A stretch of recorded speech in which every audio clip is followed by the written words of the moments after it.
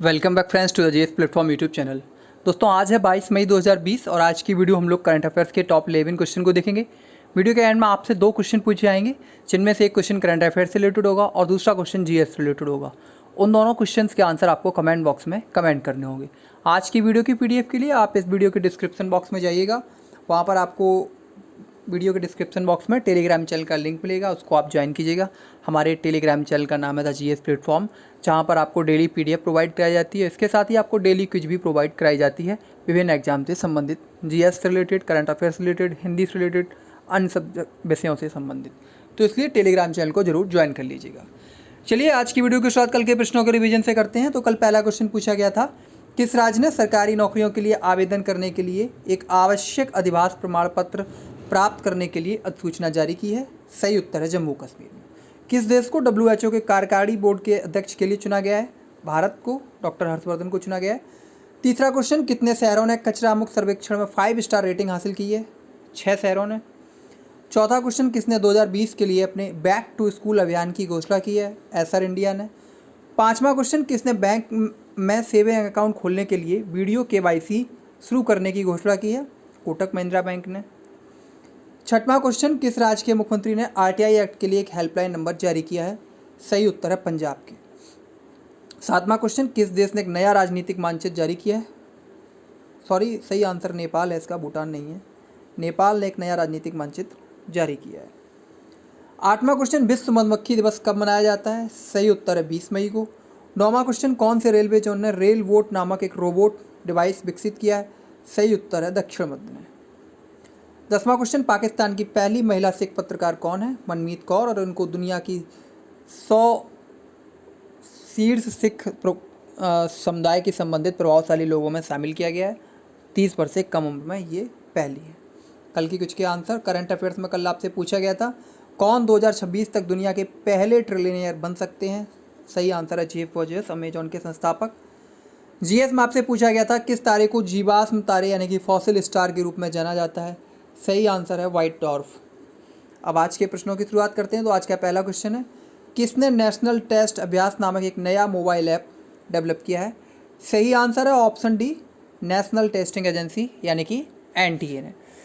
तो केंद्रीय मानव संसाधन मंत्री रमेश पोखरियाल निशंक ने एक नया मोबाइल ऐप लॉन्च किया है जिसका नाम नेशनल टेस्ट अभ्यास है। इस ऐप को नेशनल टेस्टिंग एजेंसी यानी कि एनटीए द्वारा डेवलप किया गया है, जो कि उम्मीदवारों को एनटीए की निगरानी में जेईई मेन और नीट जैसी अपकमिंग एग्ज़ाम के लिए मॉक टेस्ट लेने में दक्ष बनाएगा। देश भर के छात्र इस ऐप का उपयोग करके उच्च गुणवत्ता परीक्षण को मुफ्त में प्राप्त कर सकते हैं। अब बात करते हैं एनटीए की, राष्ट्रीय परीक्षण एजेंसी क्या है?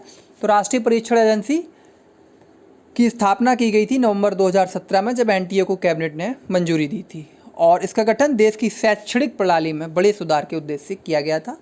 इसके मुताबिक सीबीएसई की तरफ से कराई जाने वाले कई एंट्रेंस एग्जाम एनटीए ही अब करवाती है। इसके अलावा कैट, जेई और यूजीसी, एआईसीटी जैसे विश्वविद्यालयों के एग्जाम भी एनटीए ही कराती है। एनटीए की स्थापना भारतीय संस्था पंजीकरण अधिनियम 1860 के तहत की गई है।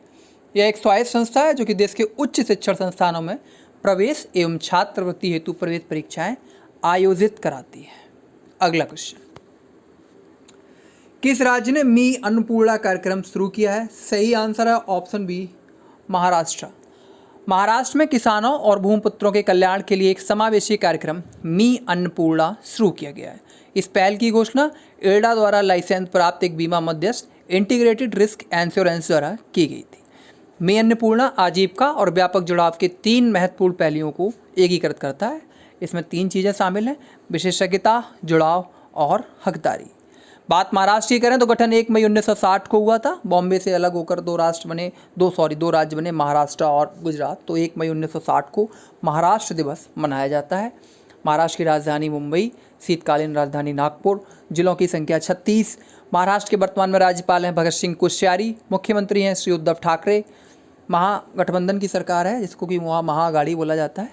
द्विसदनात्मक विधायिका है। विधान परिषद सीटों की संख्या 78, विधानसभा सीटों की संख्या 288, राज्यसभा सीटों की संख्या 19, लोकसभा सीटों की संख्या है 48। राज्यसभा और लोकसभा सीटें देश में दूसरे नंबर पर है महाराष्ट्र में। तीसरा क्वेश्चन, यूपी स्टार्टअप फंड के तहत मुख्यमंत्री योगी ने किसे 15 करोड़ रुपए की पहली किस्त सौंपी? सही आंसर है option C SIDBI, small industrial development bank of India.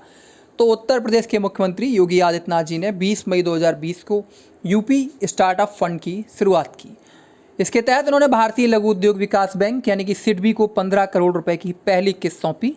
यह कदम रोजगार सृजन को बढ़ावा देने और इस उद्देश्य को ध्यान में रखते हुए राज्य सरकार और सिडबी के बीच एक मेमोरेंडम ऑफ अंडरस्टैंडिंग यानी कि समझौता ज्ञापन पर हस्ताक्षर करके किया गया है। बात सिडबी की करें तो सिडबी का नाम आपको पता ही है, small and industrial development bank of India, Hindi में बोलते हैं भारतीय लघु उद्योग विकास बैंक। इसका जो मुख्यालय है वो लखनऊ में ही है, उत्तर प्रदेश की राजधानी में लखनऊ में स्थित है। और इसकी स्थापना हुई थी सिडबी की 2 अप्रैल 1990 को सिडबी की स्थापना हुई थी। 2 अप्रैल 1990 को सिडबी का जो मुख्यालय है वो लखनऊ में स्थित है और सिडबी के जो वर्तमान में चेयरमैन है वो है मोहम्मद मुस्तफ़ा।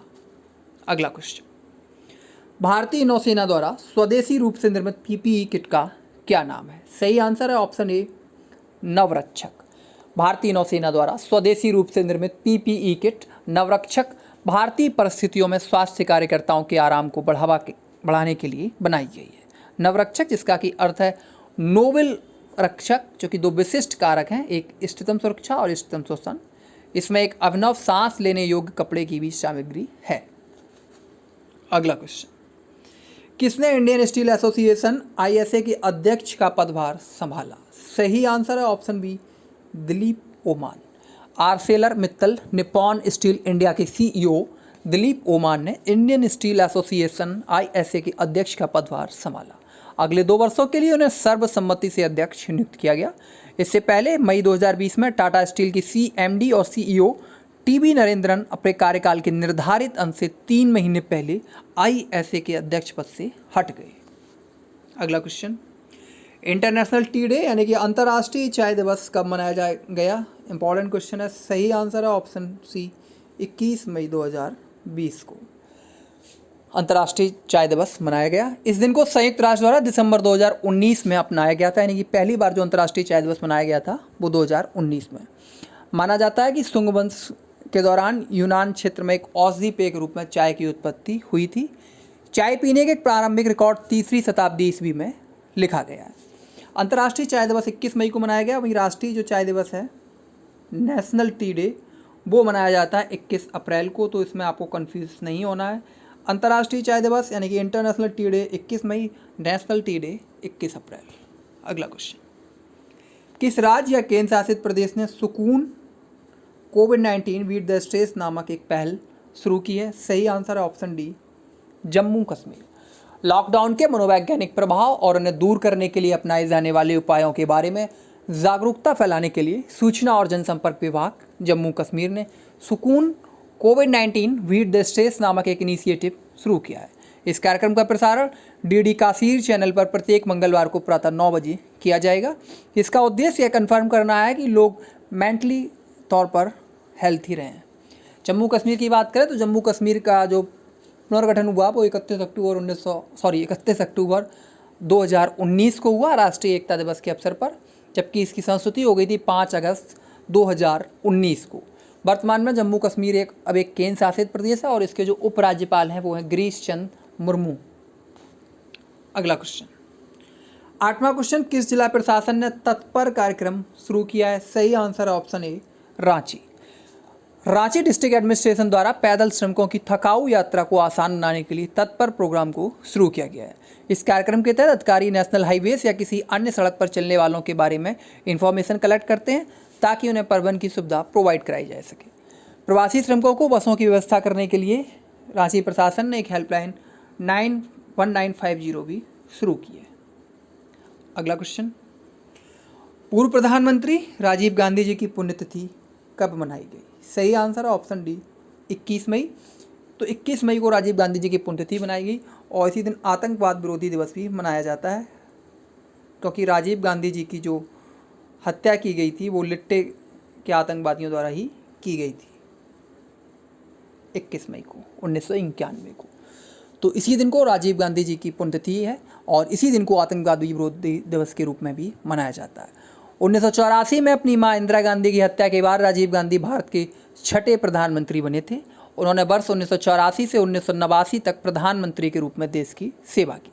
आतंकवाद विरोधी दिवस शांति और मानवता का संदेश फैलाने और लोगों में एकता को बढ़ावा देने के लिए प्रतिवर्ष मनाया जाता है।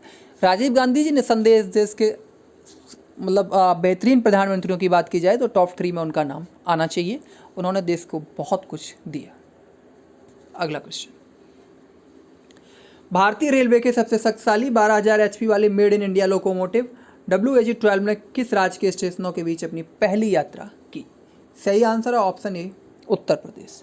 भारतीय रेलवे के सबसे शक्तिशाली 12,000 HP वाले made in India locomotive WAG-12 ने 18 मई 2020 को उत्तर प्रदेश में दीनदयाल उपाध्याय यानी कि जिसका पहले नाम था मुगलसराय, तो दीनदयाल उपाध्याय और शिवपुर स्टेशनों के बीच अपनी पहली वाणिज्यिक यात्रा की। इसे बिहार में रेलवे की मधेपुरा फैक्ट्री में सरकार के मेक इन इंडिया प्रोग्राम के तहत फ्रांसीसी कंपनी एल्स्टॉम द्वारा बनाया गया है। यह इंजन भारतीय रेलों पर चलने वाले सबसे शक्तिशाली लोकोमोटिव है। अगला क्वेश्चन, प्रधानमंत्री वय वंदना योजना पेंशन योजना को किस वर्ष तक बढ़ाया गया है? इस क्वेश्चन का जो सही आंसर है वो ऑप्शन सी, 2023। वरिष्ठ नागरिकों के लिए प्रधानमंत्री वय वंदना योजना यानी कि इसको पेंशन योजना भी कहते हैं, अब 31 मार्च 2023 तक के लिए बढ़ा दिया गया है। पहले यह 31 मार्च 2020 तक ही थी। LIC द्वारा दी गई यह योजना 10 वर्षों के लिए एक निर्धारित दर पर पेंशन का गारंटीकृत भुगतान करती है। डिटेल में जानते हैं। इसकी शुरुआत 2014 में की गई थी और 2014-15 में की गई थी। इस स्कीम को सबसे पहले यूनियन बजट 2003-4 में अटल बिहारी वाजपेयी के कार्यकाल के दौरान लॉन्च किया गया था। भारतीय नागरिक जो कि 60 वर्ष की उम्र से ऊपर के हैं वो प्रधानमंत्री वय वंदना योजना में निवेश करने के पात्र हैं। यह योजना 10 साल के लिए 8% प्रति वर्ष मासिक देय का निश्चित रिटर्न भी सुनिश्चित करती है। अब आज की कुछ करंट अफेयर्स में आज आपके लिए क्वेश्चन है, सरकार ने किसे नाबार्ड का अध्यक्ष नियुक्त किया है? इस क्वेश्चन का आंसर आपको कमेंट बॉक्स में #CA के साथ देना है।